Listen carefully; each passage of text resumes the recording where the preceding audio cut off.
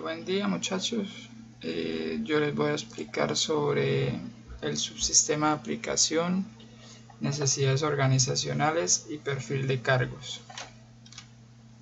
¿Qué determina el cargo? El cargo determina las actividades que contribuyen al alcance de objetivos organizacionales. Estas son todas y aquellas actividades que realiza el trabajador para cumplir con los objetivos del puesto. Interacciones sociales son los tratos o las interacciones que tiene el trabajador tanto con las personas de la empresa como con las personas externas a la empresa. Competencias requeridas son todas aquellas competencias que debe tener el trabajador para realizar la actividad. Salarios, beneficios sociales y prerrogativas. El salario, pues cada cargo, cada puesto va a tener un salario destinado. Entonces, este salario está determinado según el cargo. No va a ganar lo mismo una persona que tenga un puesto, digamos, de auxiliar o de obrero, que un ingeniero o que un gerente ejecutivo. Y roles y estatus. El rol y estatus también lo determina el cargo. Pues poniendo el mismo ejemplo anterior, no sería lo mismo un ingeniero que un maestro de obra o un obrero. Entonces ellos tienen un distinto rol y también en el organigrama tendría otro estatus. Análisis y descripción de cargos. En esta diapositiva podemos ver 4 características que sería la tarea, la atribución, la función y el cargo. En la tarea son las actividades que ejecuta el ocupante del cargo. En este caso podemos ver de ejemplo los obreros. Un obrero realiza una tarea determinada, una tarea que se la entrega el maestro, el ingeniero, y esta tarea la puede realizar cualquier persona, ¿sí? O sea, no se necesita de mucho estudio, de mucha experiencia para realizar una actividad como esta. Atribución. Y atribución son actividades más diferenciadas, son actividades que no puede realizar cualquier persona, son actividades que requieren de un poco más de estudio, ¿sí? En este caso un ejemplo sería un funcionario de un banco, de una empresa. Para realizar dicha actividad pues tiene que tener algún tipo de estudio. Una función son tareas o atribuciones que el ocupante ejerce sistemáticamente. Entonces en este ejemplo son las dos anteriores, una tarea y una atribución que se repite constantemente, por eso dice sistemáticamente. Es cuando se repite la actividad siempre se repite lo mismo. Y un cargo son todas las 3 anteriores que les he venido explicando y que se realizan de manera sistemática. Descripción de cargos. Es el inventario de los aspectos significativos del cargo y de los deberes y responsabilidades que comprende. En esto comprende 4 características en las que están la enumeración de tareas, que es qué hacen. Pues devolviéndome anteriormente, ¿por qué inventario? Porque el inventario es todas las actividades que tiene que realizar el trabajador, por eso dice inventario de los aspectos significativos del cargo. Entonces ahí están expuestas todas las tareas o todas las actividades que tiene que realizar dicha persona para cumplir con el objetivo del cargo. Entonces, regresando, enumeración de tareas son todas las tareas que va a realizar el ocupante del cargo. Periodicidad de ejecución es cuándo lo hace, cada cuánto hace esa actividad. Hay tareas que no son todos los días, hay tareas que, digamos, por ejemplo, pagar nómina, se hacen, digamos, cada 15 días, cada mes, entonces cada cuánto se realiza dicha actividad. Objetivos del cargo, ¿por qué lo hace? ¿Con qué objetivo realiza la actividad? En la parte productiva, en qué parte está aportando. Y en la descripción orientada a contenidos vemos los aspectos intrínsecos de la empresa, que son los aspectos internos, que en este caso sería el nombre del cargo, la posición del cargo en el organigrama y el contenido del cargo, que esto lo va a explicar a continuación. Entonces, esos son los elementos para la descripción de cargos. En este caso vemos la identificación del cargo, el resumen del cargo y el contenido del cargo. En la identificación del cargo tenemos 5 ítems de los cuales está el nombre, que es cuál es el nombre del cargo. Cada cargo tiene que tener un nombre en específico, no puede tener, él es el que me colabora aquí, no, tiene que tener un nombre. Entonces en este caso, si usted es un auxiliar administrativo, pues tiene que tener el nombre de auxiliar administrativo, ingeniero residente, bueno, depende del cargo. Un código, el código no es tan necesario, no se utiliza mucho, pero algunas empresas grandes sí las utilizan, y ven como obligatorio el tener un código. Categoría salarial es de cuánto a cuánto va el salario. Hay cargos que, digamos, no pueden ganar más de esto. O sea, usted puede ganar, así venda todo lo que vende, digamos un vendedor, usted puede ganar desde el mínimo hasta, digamos, 2 mínimos, pero más de 2 mínimos no se le puede pagar, así venda lo que venda. Entonces esa es la categoría salarial. Unidad de adscripción es el departamento al que está adscrito el cargo, el área, el departamento, como lo quieran llamar, es a donde está adscrito. Y eso ¿por qué es importante? Porque usted va a saber quién va a ser su jefe inmediato para recibir órdenes de él, porque usted no puede recibir órdenes de más de un jefe, ¿sí? Es necesario y es importante eso. Hay muchas empresas que no usan eso, y a veces los trabajadores reciben órdenes de varios jefes, y en sí es muy importante que el trabajador solo reciba órdenes de una sola persona. Siguiendo con el resumen del cargo, sería el nivel jerárquico en el que está el cargo. Es en qué puesto, en qué parte del organigrama va a estar el puesto. Entonces, si es un superior jerárquico y va a tener subordinados por debajo de él, o si solo es un subordinado. Quién supervisa, quién planifica y quién coordina, eso está ahí en todo en el organigrama. Y el contenido del cargo, pues, es el listado de las tareas que va a realizar el trabajador.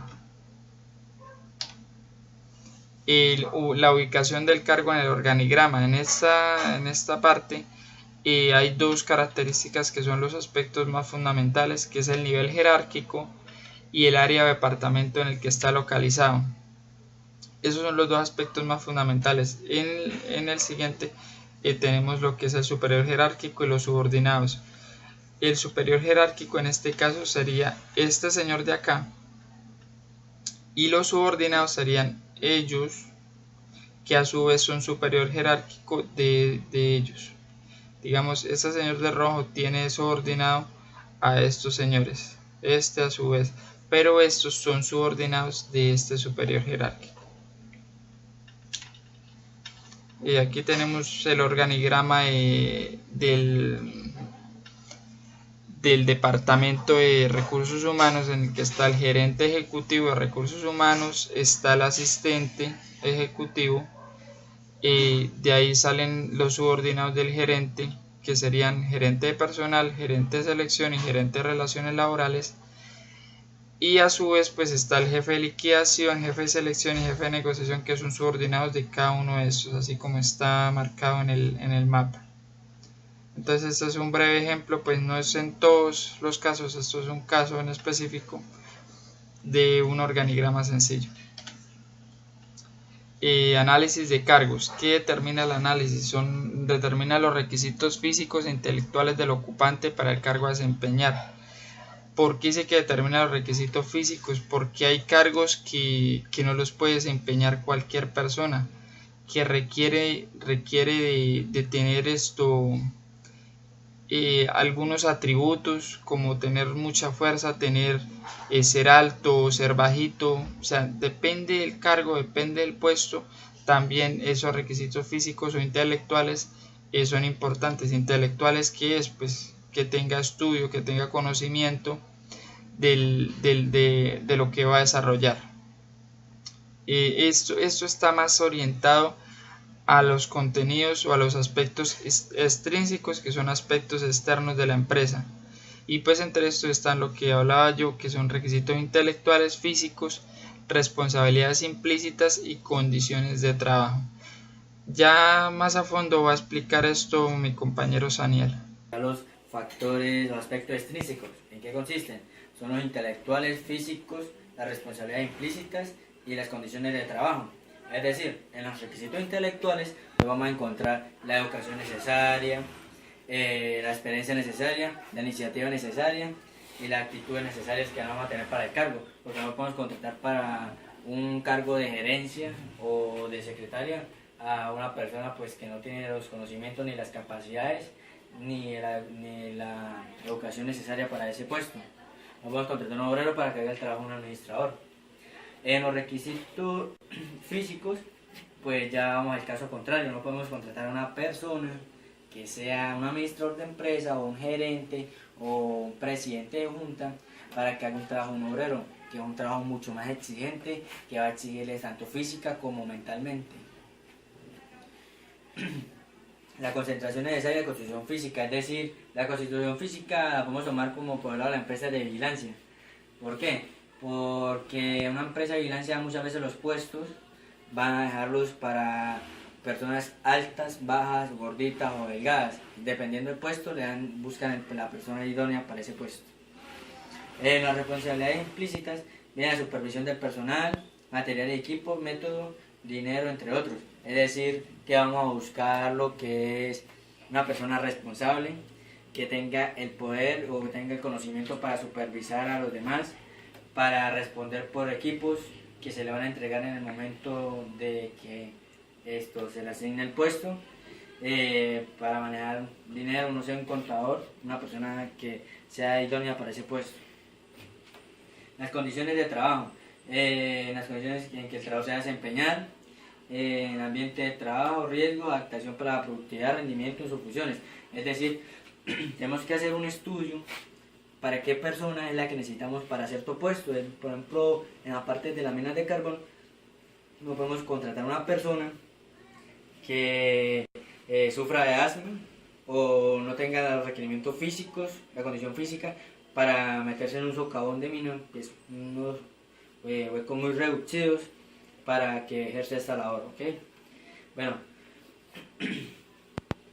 aquí pues nos vamos a profundizar más, que eran los requisitos intelectuales, como les decía anteriormente, que puntos de referencia permitan hacer cargos con objetividad, instrucción básica necesaria, experiencia anterior, experiencia necesaria, actividad del cargo y actitud necesaria. Pues como les mencionaba anteriormente, ya viene toda esta cuestión. ¿Okay? Los requisitos físicos, pues ya les expliqué también, que viene el esfuerzo necesario, a qué esfuerzo se va a someter a esa persona, la capacidad visual, es decir, en el lado de las secretarias, personas que van a estar frente a un computador, pues simplemente no pueden ejercer la vista 100%, necesitan cierta ayuda de lentes, si están capacitados para esto. La destreza y habilidad, qué tanta destreza o qué habilidad tiene la persona para desenvolverse en el medio. Una persona tiene que ser creativa en la parte de vendedores. La concentración necesaria, la constitución física necesaria. Bueno, la constitución física necesaria ya la expliqué. Vamos a explicar la concentración necesaria, que viene siendo como la capacidad que tiene esa persona para concentrarse en una labor, ejercerla bien y responder por esa labor en cierto tiempo determinado. ¿Listo?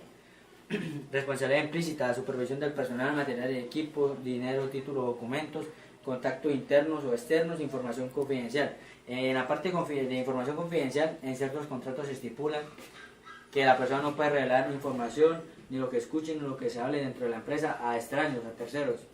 Incluso en las personas dentro de la organización hay ciertas personas que no tienen acceso a esta información. E igual que los contactos internos o externos, ¿qué contactos tiene esa persona dentro de la empresa? Si vino referenciada por una persona que ya labora aquí, o vino por una persona externa, por una bolsa de empleo, por una publicidad por redes sociales, por radio. ¿Listo? Condiciones de trabajo. Evalúan el grado de adaptación y el ambiente del equipo, ambiente de trabajo, riesgo, atracción para la productividad, rendimiento de sus funciones. Bueno, los riesgos, podemos ver que a qué riesgo está expuesto la persona. Por lo menos en la parte minera, los riesgos físicos son muy altos, ya a diferencia de una oficina, que los riesgos pues, físicos vienen siendo menos. La persona en la oficina está expuesta a un riesgo ergonómico, que por las posturas y todo eso que van a ejercer. ¿Listo? Bueno, vamos a ver la ficha de análisis del cargo. Como les explicamos en clase, pues viene la descripción y análisis del cargo, y luego viene el título del cargo, luego el vendedor, la organización, quién es quien contrata, la unidad que pertenece, o sea, qué área. En este caso vamos a tomar como ejemplo el área comercial. Vamos a tomar depende, qué dependencia, ejecutivo comercial, descripción general del cargo, es decir, qué labor es la que va a ejercer este sujeto al que vamos a contratar. Las tareas principales, como lo mencionaba el profesor en clases anteriores, en todo trabajo hay unas tareas principales, unas tareas secundarias, incluso hasta terciarias. Entonces ahí es donde vamos a ver qué labor es la que me toca a mí, qué es lo que yo tengo que hacer, hasta dónde puedo llegar. ¿Listo? En las tareas secundarias pues ya encontramos aquí en la descripción del cargo que es para un vendedor, que es la elaboración de informes cuantitativos que recuerden su actividad y resultados, la elaboración de informes cualitativos que recuerden los movimientos de la competencia, la concertación de visitas, demostración y pruebas, preparación de ofertas y presupuestos. Perdón. En requisitos, aquí es donde vamos a ver los requisitos intelectuales, físicos, responsabilidades implícitas. Okay, aquí los requisitos pues es un estudiante de últimos semestres de publicidad, mercadeo, carrera afín, puede ser administración de empresas, contador, incluso en algunas organizaciones contratan ingenieros que sean ya últimos semestres. Experiencia mínima de 2 años. Actitudes, pues tiene que ser una persona creativa, empática, que tenga capacidad para atraer clientes, para captarlos y fidelizarlos con la marca. Personalidad atrayente, muy buena presencia, fluidez verbal, alta capacidad para relacionarse, para relaciones interpersonales, así que no tenga dificultad para hablar con otras personas. En la supervisión, pues el supervisor va a ser el jefe de ventas y gerente de ventas. Ok, etapas de análisis de cargo, bueno, solamente las voy a decir a nombrar. Mi compañera Alejandra, pues ella las va a profundizar y les va a explicar parte por parte, ok. Bueno, tenemos la planeación, preparación y ejecución, son 3. En la planeación tenemos la determinación de los cargos, elaboración del organigrama, elaboración del cronograma de trabajo, elección de métodos de análisis, elección de los factores de especificaciones, dimensionamiento de los factores de especificaciones y graduación de los factores de especificaciones. ¿Okay? En la preparación, bien, reclutamiento, selección, entrenamiento de las personas, preparación del material de trabajo, recolección previa de datos, disposición del ambiente. Ejecución, recolección de los datos, selección de los datos obtenidos, redacción provisional del análisis, presentación de la redacción provisional, la redacción definitiva del análisis, presentación de la redacción definitiva del análisis. Bueno, compañeros, eso es todo por mi parte. Ya mi compañera Alejandra pues les va a profundizar más. ¿Qué es planeación? Dice que es una etapa en la que se planea y se organiza cuidadosamente todo el trabajo de análisis de cargo. Tenemos la determinación de los cargos, cuáles son los cargos a desarrollar o se van a desempeñar. La elaboración de un organigrama son cargos e información adicional, es sobre el posicionamiento que se va a encontrar el colaborador o el empleado dentro de una empresa y qué cargo va a desempeñar. Tenemos la elaboración de un cronograma, que es el proceso de análisis de tiempo para desarrollar cierto trabajo o actividad. Tenemos la elección de los métodos de análisis, tiene que ver sobre la naturaleza, las características y la exigencia sobre el cargo que está desempeñando. Tenemos selección de factores de especificaciones, son criterios de generalidad y criterio de variedad o diversidad.